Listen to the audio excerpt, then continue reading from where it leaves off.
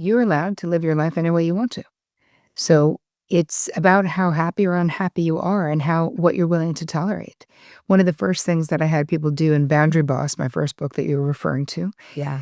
is there's a whole list of what's okay with you and what's not okay with you. Like, so much of the time, we're so busy looking out, making sure everyone else is okay, making sure there's not a problem, that nobody at the office is fighting, nobody over here is like, Yeah. that we don't even change the things we could change that would be better for us. We have a light in our office that we hate, that we do every time we flip it on, we're like, oh, I hate that fucking thing.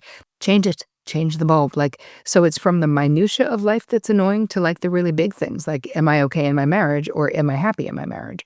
Right. And I think that that's one of the great places to start, because another question that people can ask themselves right now, if you're wondering where, you know, you might need boundaries or what's going on, ask yourself, what am I tolerating? My work is only for you if there's something in your life that you want to change. So people on the interweb and those interweb streets love to say to me, maybe I'm just nice. Maybe, high-functioning codependents who don't want to change. And I go, great. I don't care. Don't change. Good. Yeah. Good for you. I hope you love it. Good for you. So again, I'm never proselytizing. I am never trying to convince. It's hard enough to help the people who want to change.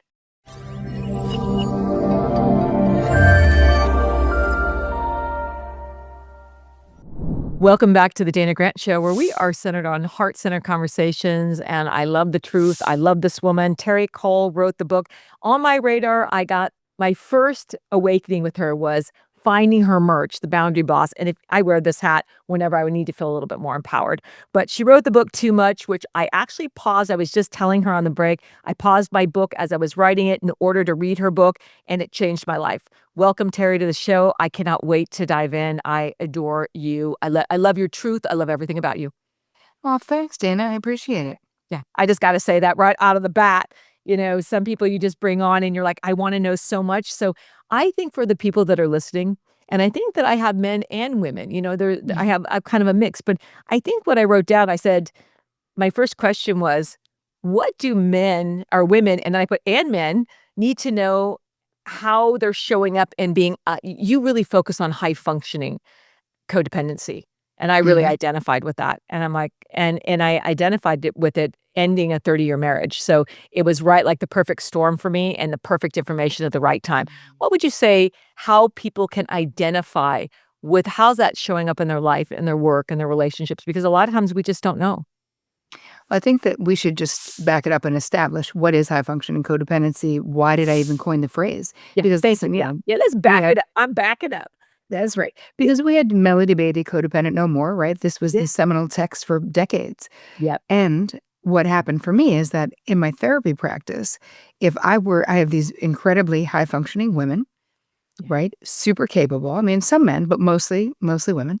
Right. And if I would point out a codependent pattern in their relationship, and I would say, hey, that's codependency, we need to talk about it, they would immediately reject the notion and say, it's codependent. I'm not dependent on squat, dude. I'm making all the money. I'm making all the moves. Everyone comes to me. I'm making all the decisions. I'm the CFO. I'm the CEO. I'm the whatever. And I was like, oh, my clients don't know what codependency is. Yeah. So what was happening is that people were being unduly influenced by this idea. I can't tell you how many said, I'm not enabling an alcoholic. I'm like, you don't have to be codependent. And so I had this, then I just started really doing all this research and realized that my clients, of course, didn't know what codependency was, but that codependency itself, we needed an upgrade. We needed a modern version. Codependency for modern life, which is what this book is about. So I added high functioning to codependency because I needed my clients to see themselves in the problem. And we need our ego to be like a little bit buffered, like I am high functioning, even though I may be married to an alcoholic and be codependent there, and I might be high functioning too. Could there be both? Could they be both? Of course. Of course. Oh, yeah. And then listen, there's a lot of enabling that can go on when you're a high functioning codependent. Part of the problem is the more capable you are, the less codependency looks like codependency. Yeah. but it still is codependency. So we're still suffering in the same way, and we still feel unsatisfied, and we still are angry at things. So going back to the original question, well, before I go back to the original question, let's establish the behavior. According to me, what does it mean to be a high-functioning codependent? It means you are overly invested in the feeling states, the outcomes, the circumstances, the life decisions, the careers, the finances of the people in your life to the detriment of your own internal peace, Mm. to the detriment of your financial well-being, could be your emotional well-being. So that's not to say, because here's the thing, we're all mothers and friends and lovers and partners and daughters and decent citizens, right? So of course we're invested in the people we love being happy. But that's not what I'm talking about. I'm talking about being overly invested to the point where we feel responsible for other people's happiness and success and what they're doing in life. And we are not. So that is what the definition is, according to me, of high-functioning codependency. And when I added high-functioning to the codependent name, all of my clients were able to raise their hands and say, hello, I'm the problem, it's me. Not to quote Taylor, but I will. Yeah. And they saw themselves now in that, and then we could get to work. Yeah, so they were resisting before. I even resisted. I'm not codependent. I'm not. I've worked through that. I'm no longer. And then when you said that, I'm like, wait a minute, wait a minute. That's resonating with me. And yeah, it was brilliant how you wrote it. So how would it be showing up in their life right now? They're Well, high functioning codependents and they don't know it. They just think that they might have control issues. But yeah. Yeah. Well, part of it is the way that I always help. The first thing we usually do is we do a resentment inventory. mm, Because if you're a high-functioning codependent, which means you're doing all the things for all the people, a lot of times it's over-functioning, over-giving, acquiescing, self-abandoning, right? And we can go through like the traits and the qualities and the behaviors to make so that the people listening will have a better idea or can right. see themselves in it. But what'll end up happening is if you do this very simple resentment inventory, which is basically just thinking about the relationships in your life, Hmm. and every single person listening to this, and you and me, we could identify. If you're feeling resentful towards someone, you know it. Whether you're dealing with it or not with them, if you feel it, Yeah. you know it. And so usually this can act as a very accurate GPS as to what relationships we might be being codependent in. Because let's also break down codependency, that whether it's the garden variety that Melody Beatty wrote about for many years, God rest her soul, or whether it's the high functioning type that I write about, is at the base, right? The foundation of it is an overt or a covert desire or attempt to control other people's outcomes Mm. Why do you think people do this? because we hate uncertainty, Yeah. because we're afraid of the unknown, because we don't want the people in our lives to make mistakes or to be hurt, because we feel overly responsible for everything and everyone.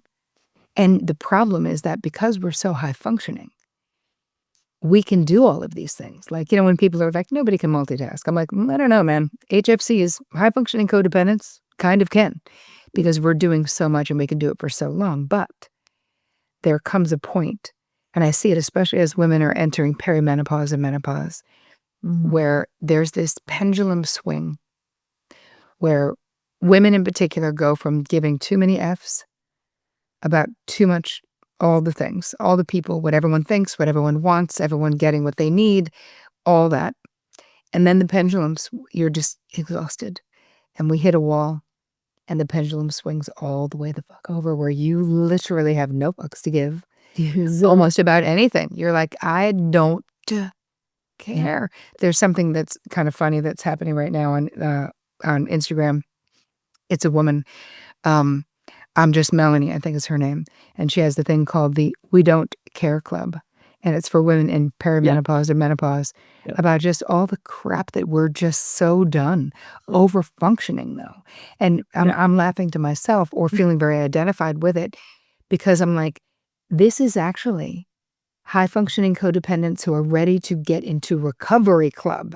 That's what that is. Mm. Where you're just like, I don't care. And listen, of course we still do care, but Right. we really will reach The chickens are coming home to roost. So it can be with a health crisis. It can be with the end of a long-term marriage. It can be, getting out of your job, whatever it is. Like there's something will happen that is the power pivot moment where you just go, I do not want to live like this anymore, and I'm not going to.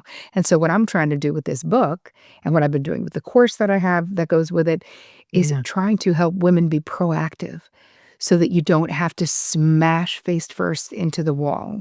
We can plan. We can get dialed into how we're actually feeling now.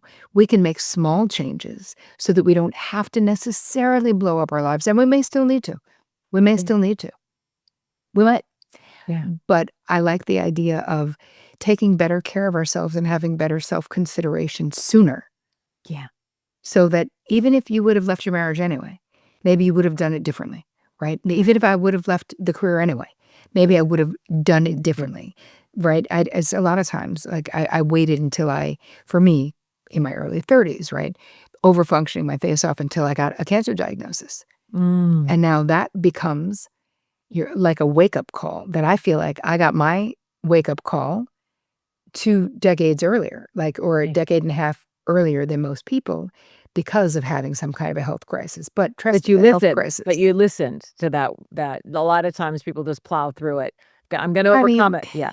yes and no, right? Did I do it perfectly? No, it still took me a long time. I mean, I only just wrote this book. It only came out last October. Yeah. So did I?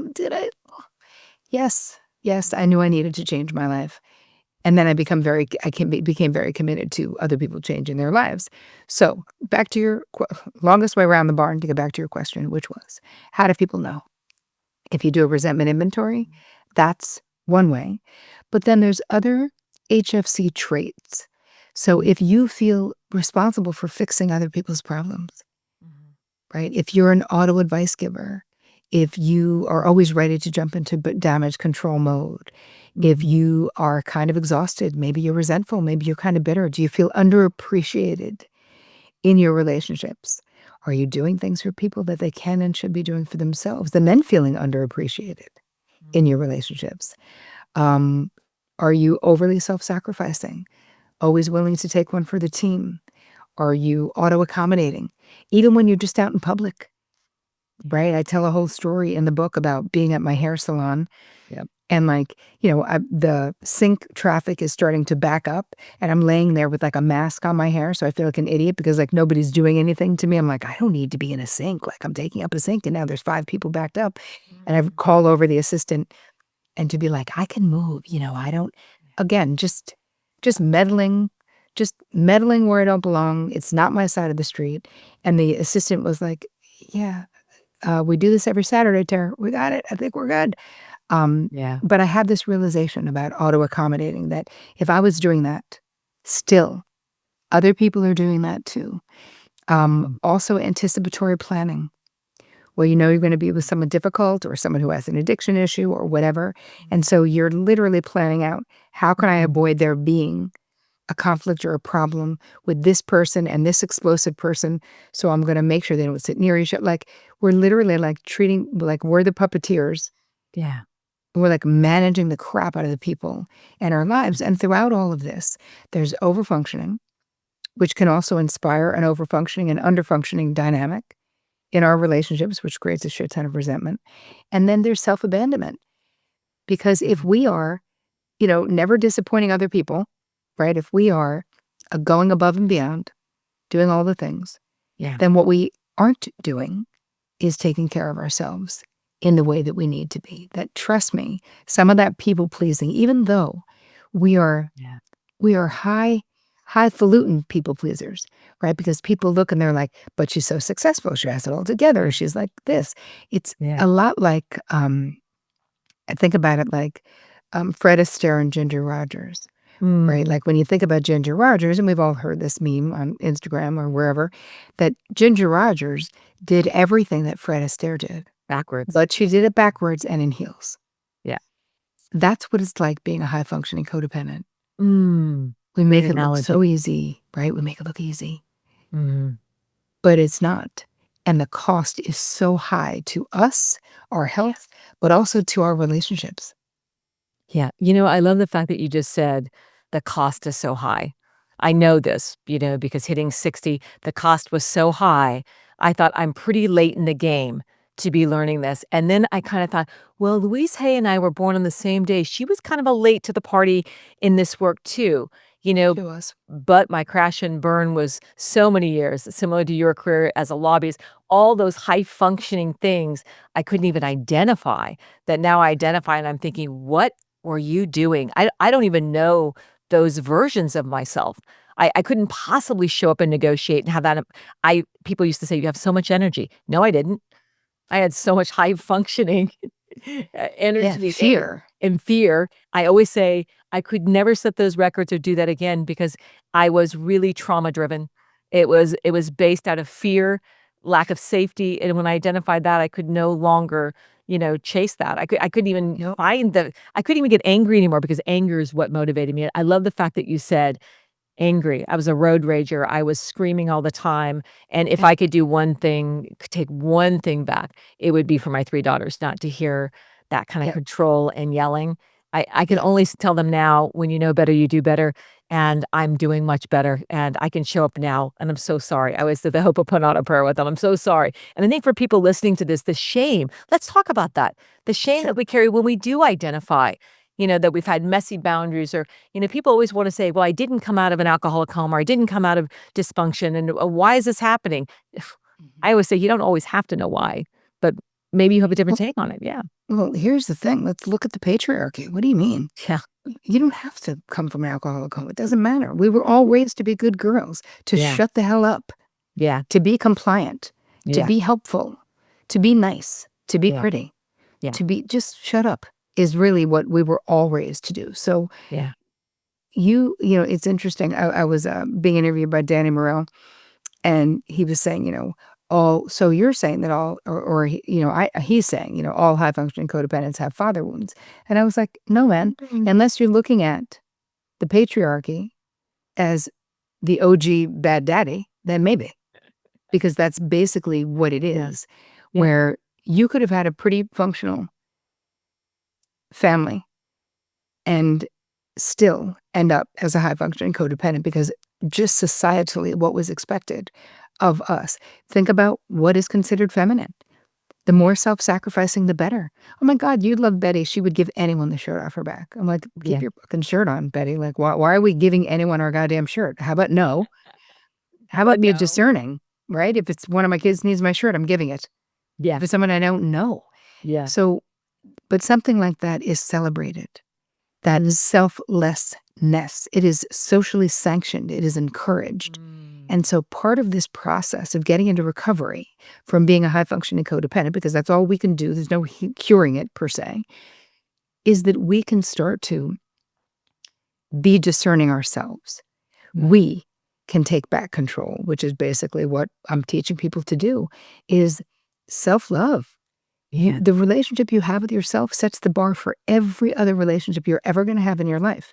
So if you talk bad about yourself, you treat yourself like shit, you don't rest when you're tired, you go above and beyond for everyone who, even the ones who wouldn't do it for you, Yeah. you're teaching people. Like you're literally revealing this low sense of self-worth that I'm Mhm. only as worthy as what I can contribute.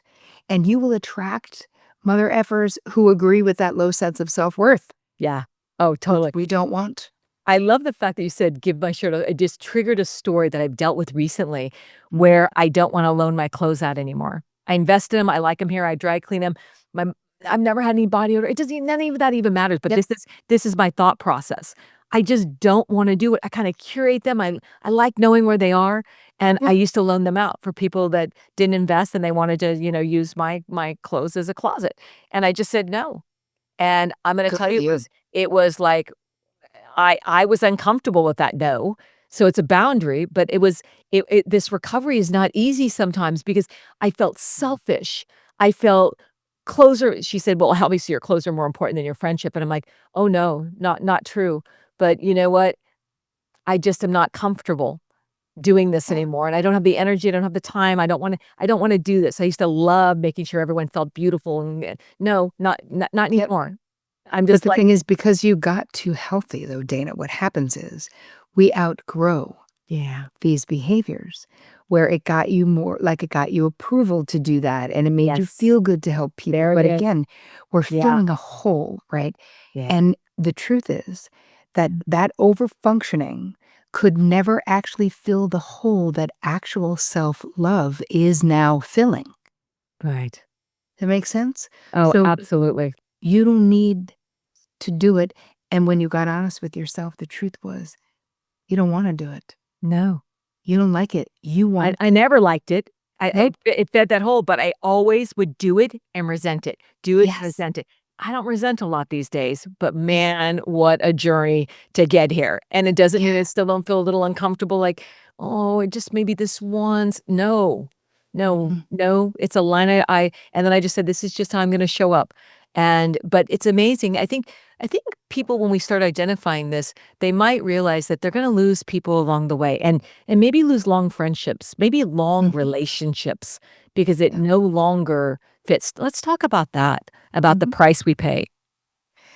Well, part of the cost of waking up, Mm, right, is that, when we change our relationship dances, as Dr. Harriet Lerner would say, yeah, the other person you're dancing with, they're gonna notice whether it's your friends, whether it's a partner, whether yeah, it's family of origin, and we have to expect that there's gonna be pushback, yeah, and you have to give yourself permission to be uncomfortable, and you have to learn how to be uncomfortable, right? Because usually as HFCs, if something makes us uncomfortable, we don't wanna do it. We won't yeah. do it. We will do the harder thing for us Mhm. to keep the peace. But again, Yeah, as Cheryl Richardson would say, when we yeah, don't say anything to keep the peace, we start a war within ourselves. yeah. And so what happens when you reach this place, when you hit a wall, when you decide you want better, you want something different, you want to live more authentically, you want to actually be known. Because here's the thing, Dane, it's probably the most important aspect of getting into recovery from being a high functioning codependent is that a lot of times when we're HFCs, people don't really know us. A lot of times we're saying yes when we want to say no or doing things like loaning clues that we'd rather not do. And so what happens is, how can anyone ever authentically love us if we don't let them authentically know us? So when someone says, a client of mine says, but I mean, I said yes because I just wanted to be nice. I'm like, hey, man, that's not being nice. That's giving corrupted data to that person about who you are. They don't know, and you're resenting them. And I remember back in the day before I had all these realizations in my own life, I was in my 20s and I was complaining to my therapist about someone, and I was like, "Ugh, Jesus, like, she's so entitled. She just expects all these things from me and blah, blah, blah."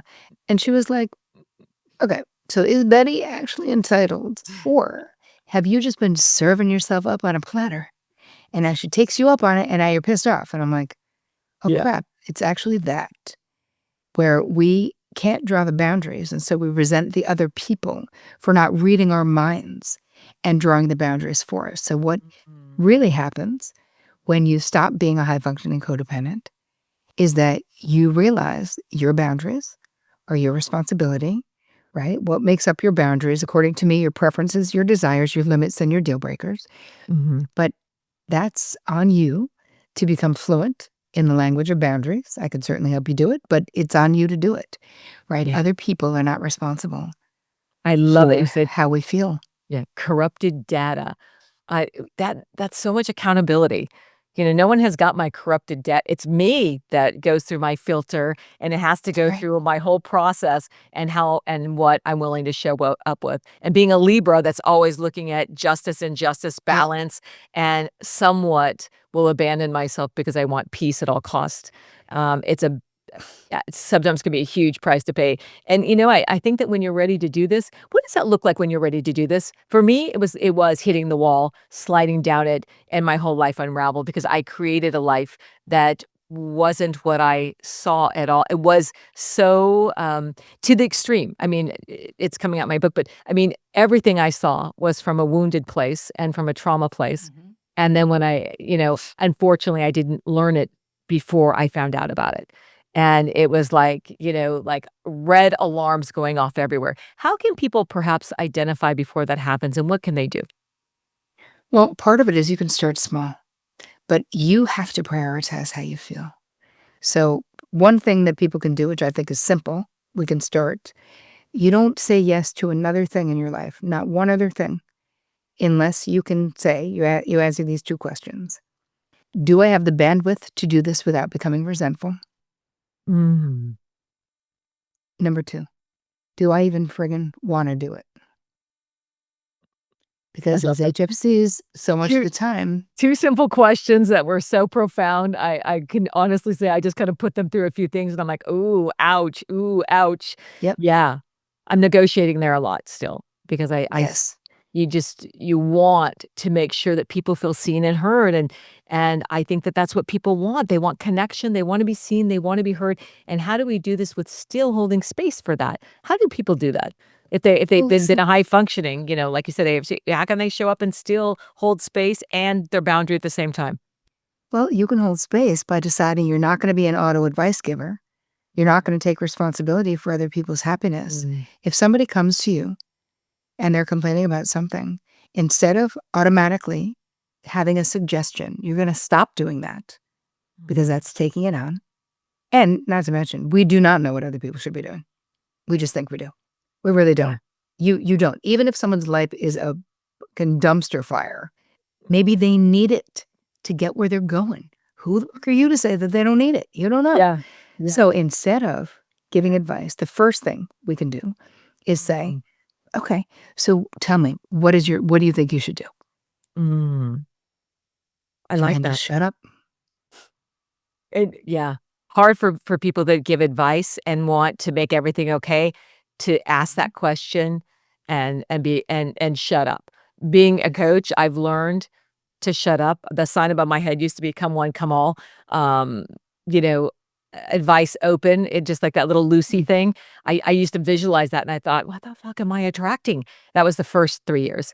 And then I Yeah. understood, "Wait a minute, take that More sign down. discernment. That's Yeah, let's right. put a new sign up. This is," and I got, and I think we curate it along the way. Boundaries, you're a huge. You started out before, well, you probably always were doing the high functioning codependency, but boundaries were your big focus, and that's what called me in because I think when I went to life coaching school, I thought it was about Mhm. helping everybody else, but I did the boundaries course. It just happened to be offered, and I did it. And I remember watching a video saying, where am I? What are they talking about? You cannot say no without complaining, or not complain without explaining and complaining. Let's just add the complaining on because if you explain it, then you're gonna complain about it nonstop. It's just a round robin. But everything they were saying, I'm like, "Mm-mm, mm-mm, not possible. Just not possible." If they knew my world, they would know that's not possible. Now I live that world. But let's talk about that. How the people are like, can't do that. My life isn't set up for it. Just not possible if you just knew my life. Yeah. Well, here's the thing. You're allowed to live your life any way you want to. So it's about how happy or unhappy you are and how what you're willing to tolerate. One of the first things that I had people do in Boundary Boss, my first book that you were referring to, Yeah. is there's a whole list of what's okay with you and what's not okay with you. Like so much of the time, we're so busy looking out, making sure everyone else is okay, making sure there's not a problem, that nobody at the office is fighting, nobody over here is like Yeah. that. We don't even change the things we could change that would be better for us. We have a light in our office that we hate that we do every time we flip it on, we're like, "Oh, I hate that fucking thing." Change it. Change the bulb. Like, so it's from the minutia of life that's annoying to like the really big things. Like, am I okay in my marriage or am I happy in my marriage? Right. And I think that that's one of the great places to start because another question that people can ask themselves right now, if you're wondering where, you know, you might need boundaries or what's going on, ask yourself, what am I tolerating? Yeah. It's my favorite question. I think that there's my go-to question. I love that you said that, and I love to keep it simple. It's so simple to assess your Mhm. life and take that, what am I tolerating?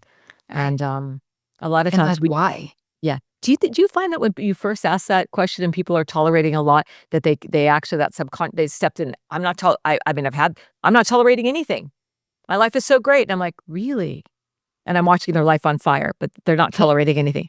Yeah. It's funny, by the time people come to me or come into one of my courses, let's just say, usually they're less defensive than that because Mm. again, I say, My work is only for you if there's something in your life that you want to change. So Mm. people on the interweb and those interweb streets love to say to me, maybe I'm just nice. Maybe, high-functioning codependents who don't want to change. And I go, great. I don't care. Don't change. Good. Good Yeah. for you. I hope you love it. Good for you. So Mm. again, I'm never proselytizing. I am never trying to convince. It's hard enough to help the people who want to change. Amen Do to you know what I that. mean? I don't need to be taking on the people who are like, I love my life. Well, good for you. Yeah. Then don't waste your money on my books because you don't need them if you love your life, right? Because you can love your life and be frustrated. Then spend some money on my books, listen to my podcast or whatever it is, right? Because it's all about how you feel. And I feel the same way with anything therapeutically. If people come into my office and say, well, my wife wanted me to come in here, but actually I'm super happy in my life. I'm like, then we're probably not going to be able to do a lot of work in here. If there's nothing you want to change, Yeah. who the fuck am I to want you to change something in your life? So I think that it matters how you feel. Most people, by the time they come to me, get into I have a membership, a Terri Cole membership, where we meet 4 times a month and just do Q&As and whatever. Once people are there, they're well aware that they do want things to change and that they're tired. Probably one of the biggest things that I hear is people are emotionally exhausted. They have decision fatigue. They feel like they're burning out. They feel they're pissed off at everyone in their life. They're like, everyone expects all of this from me. Nobody helps. Nobody does anything. So we've trained all of these people, kids, grown kids, young kids, partners, family, whoever, that we're going to be the one who does all the things. And trust me, there's going to be a shift when you really realize you actually don't have to. And a lot of people in your life, you'll be shocked at how they step up. I was just on with one of my groups, a high-functioning codependency course, and one of them was saying, I did 2 things this week that was like shocking to me. And she had said to a friend, close friend, I love you so much. I love being with you. I love spending time with you. And I'm exhausted from always being the only one who initiates. So I'm really making a simple request that you start initiating too, because I really do have it feels like a heavy load and I don't want it to because I love being with you. And she's like, and then she confronted someone else or made a request to someone else. And she hadn't even heard back from the other person yet. Her friend responded beautifully, but the whole point is, it's in the asserting that your healing comes not from what the other person does. Right. Your healing comes from you having the courage and the strength to stand up for you, to say, this is how I feel. This is what I want. And she said, the woman who was sharing this said, when I was leaving this voice note for my friend, she's like, I felt like I was being so extra and that people were going to be like, what's up her ass? Like, what's her problem? And she's like, but I felt surprisingly relieved. Yeah. And I felt great long before I knew how my friend responded or how the other person responded. Yeah. And I'm like, right, because the healing is in the asking. The healing is in the asserting, not in how the other person accepts I it. love that. The healing is in the asking, not the waiting to see how they're going to respond so we can navigate. We release it. The healing is in the asking. I love that. And I love the way she asked as well. She set it up to say, I love you. I want more of you. Not we shut down, we get defensive, we get passive aggressive. Well, hell, you haven't asked me, so I'm not going to ask you. Yeah, all of that was released, and that's profound healing. I love it when I see things show up like that. Right. And how boundaries can, people have this myth about boundaries. Yes, that's where That, I was going. you have to be caustic. You have to be like verbally punching people in the face. You have to be a bitch. It's not true. Like, you can always start with sweetness, and especially if it's someone that you love. Yeah. If I'm, having to disappoint my husband about something, I'll say, I love spending time. I love spending time with you. And I can't do you know what I mean? Like, we don't have to do that, especially if it isn't true. Don't do it. And especially if the person's not a VIP, you don't need to. But it's like, you can easily set boundaries with kindness, with consideration, and with love, and with more heat. Right? If it's fucking Bob from accounting who's like an idiot, so then more heat is appropriate. Go for it, right?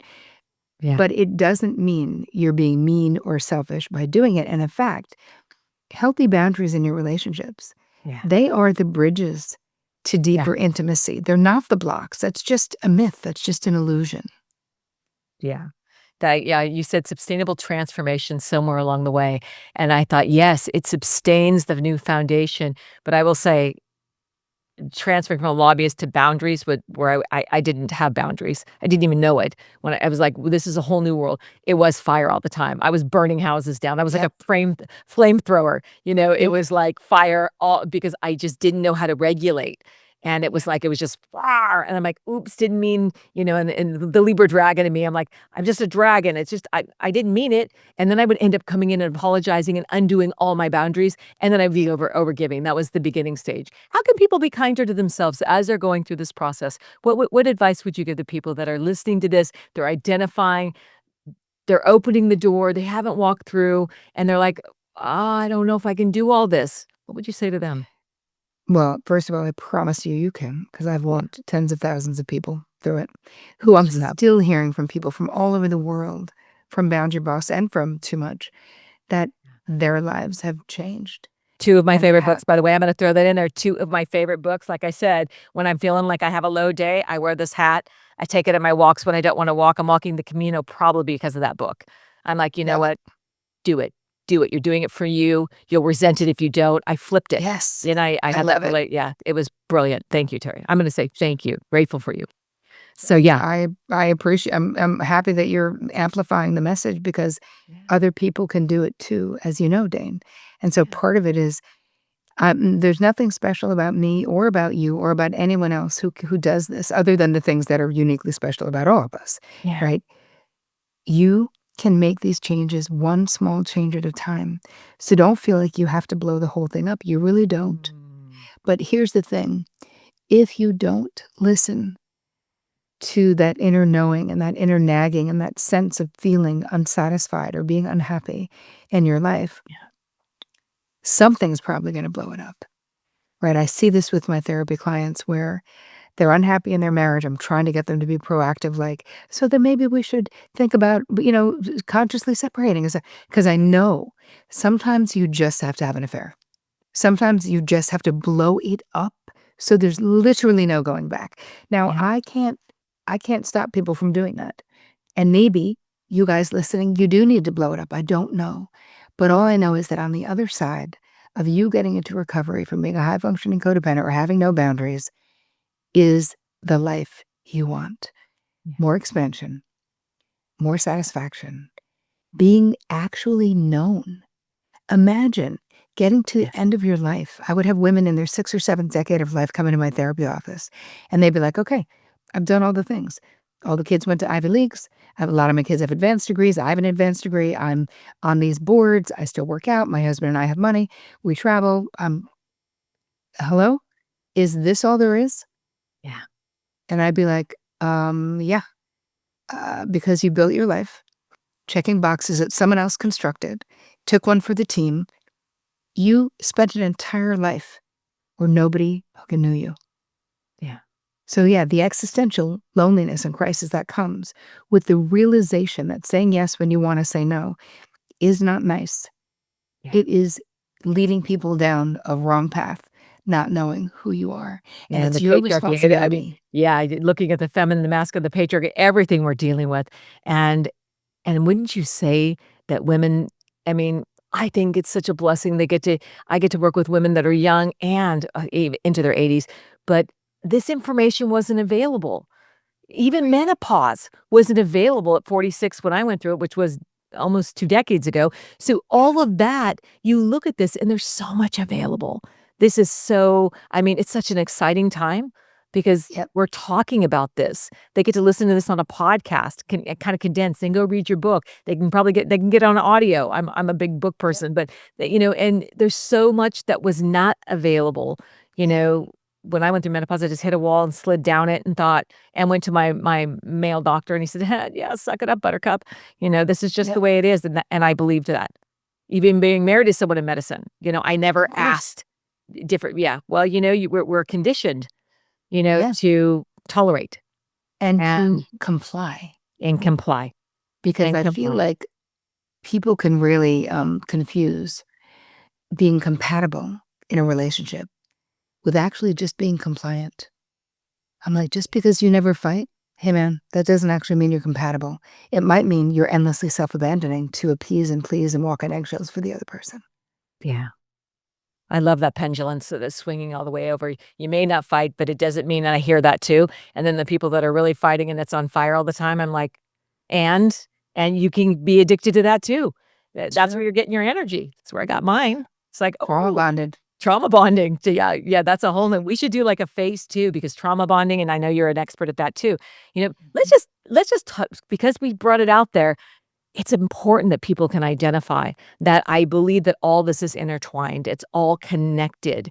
And I think trauma bonding is, once again, didn't hear it 20 years ago quite like we hear it now. We hear all these key phrases and people drop them all the time, but do they really know what that how that looks and how it shows up in your life? Let's talk about trauma because I know you're an expert in that too. How would that With show up? well, I think that, look at your relationships. I mean, do you yourself feel like you were trauma bonded in your marriage or in other relationships? So for me, if Mhm. you're asking me, an absolute capital YES, trauma bonding everywhere, and breaking that got very lonely. And, and I think that what people don't realize is, I self-abandoned prior. Being lonely and removing myself felt like I was abandoning myself, but I wasn't. I had to hold Right. space in that very uncomfortable place of holding space for me, creating that safety within me was probably, I would say, the biggest space that Yeah. I had to hold as of yet, because it's Yeah, not over that's yet. amazing because I feel like people don't understand that it's really this psychological sort of phenomenon where we have this emotional attachment to someone who is causing us physical or emotional harm, right? That's what it is. It develops in abusive relationships, Yeah. and we have this it's like this cyclical pattern, right? And we have the positive reinforcement, but it's like just enough to keep you coming back, the positive reinforcement. So it's like they offer maybe gifts or promises to change. And, this is sort of the traditional abusive relationship. Yeah. But then there's periods of great affection that you experience, and you're like, wow, this is amazing. A lot of times, because of the tight experience of a trauma bond, you also may be you may have a really hot sexual connection, right? Because there's all of the heat Mhm. from the yes and the no of it all. Yeah. So much emotional dependency from the victim to the abuser. We know that. So looking to the abuser for validation, for attention, for emotional support, and then knowing, like, you're in a bad situation. So what does this lead to? The shame spiral that then Yeah. comes after The guilt shame spiral. Yeah. of like, I know I should not be here. People don't understand how incredibly hard it is to leave a trauma bonded relationship. It's not the same as getting out of other relationships. It's hard to get out of other relationships, can be sad. Trauma bond makes it incredibly difficult to leave, even when you know you're in danger. This is why you hide it from other people. This is why you don't tell the people in your life what's going on because they're like, what are you doing? Get out of there. What is happening? Yeah. And trauma bonding also creates this intense feelings of loyalty from the victim, right, to the abuser. I'm so Even glad you said that. Intense loyalty. like that Yeah. makes no sense. Yeah. No, but savior loyalty. It's like, what would they do without me? I mean, I'm their person. Yes, My favorite thing was, I'm your person. You're my person. But right. it wasn't, I love that you brought that up because I think that Yeah. I can feel people that are listening to this like a pin drop because in that moment of understanding what that shows up and feels like, and maybe an underline of deep sadness, Oh, always. yeah, and self-blame too. Yeah, Feeling like blaming yourself yeah, for the abuse or believing that it's somehow your fault. Uh, yeah, Feeling so shameful that you wanna go back. If you make it out, like, or if even if it's temporary, but then the amount of shame that comes when you're like, "No, but it's not that bad." yeah, You're like, But it is." the people in your life, but that's why you don't want the isolation is real too. Yeah, and no one will ever want me because, no one would ever understand me like this person understood me and tolerates, Yes. and it's such a I'm just gonna negotiate. It's so brilliant what you just said, and I think that I think what we heal from, we attract, Mhm. further down the line, and I Oh, think yeah. that I attract a lot of that, so I know they're listening, to this right now, and I'm hoping they reach out to you. I know you where's your favorite hub to hang out? Where is it Instagram. Instagram? Insta Yep, and my own community. So the Terri Yeah, Cole membership, which is just yeah. terricole.com/TCM.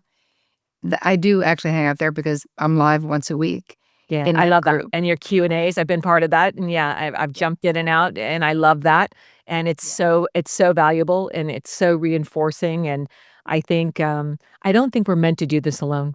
I think mm, that there's so much available, and I was so excited to have you. I mean, I think I asked you a year ago when you were writing your book, and I was willing, like, not to take it personally at all, like, "Oh, she did" I yeah, mean, the healed version of me showed up and said, "I can wait. I can wait till her book is done, yeah, and then when the time is right, and I just love the fact that it's now because now is such a perfect time for this, not only in yeah. my world, but in what I've attracted, and I just know people are gonna find such great value in it. And, okay, so what do you got coming up? Anything, any live events? Are you speaking? How can people find you outside of the hub? I know that is it an evergreen in your membership or is it open, closed doors to your mastermind? Because I know you have that too. I have my mastermind, which right now is closed, Okay. but I'll be taking applications as of October for next year.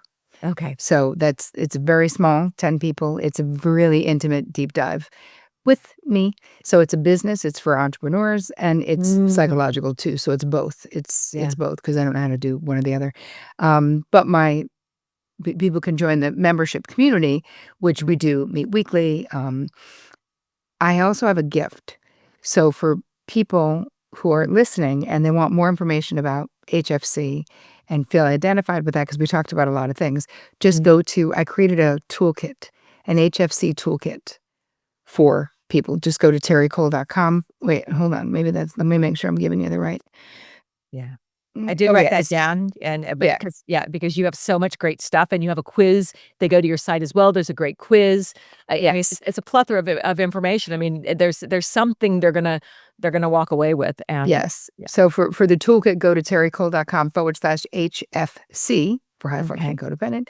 And yes, you can just go to boundaryquiz.com Yeah. and figure out your boundary archetype, meaning what you need to work on to be healthier Ooh. with your boundaries. Which I've done, and I love that. But anyone that's listening and you didn't write it down, we'll have all the links to Terry. So, and hopefully she'll come back for phase 2 because I didn't even look down on my 9 pages of questions and there's so much more. She's so full of wisdom. Okay, last question. I always ask this and I got to stay consistent with what I asked my last question to be, and it is what feels like love in your life right now? I gotta say, my my home life, my relationship with my husband of Mm, 27 years love it. has always been a soft place for me to land in a hard world. Mm, I love that. I love that. I see that too. I feel Mm, that.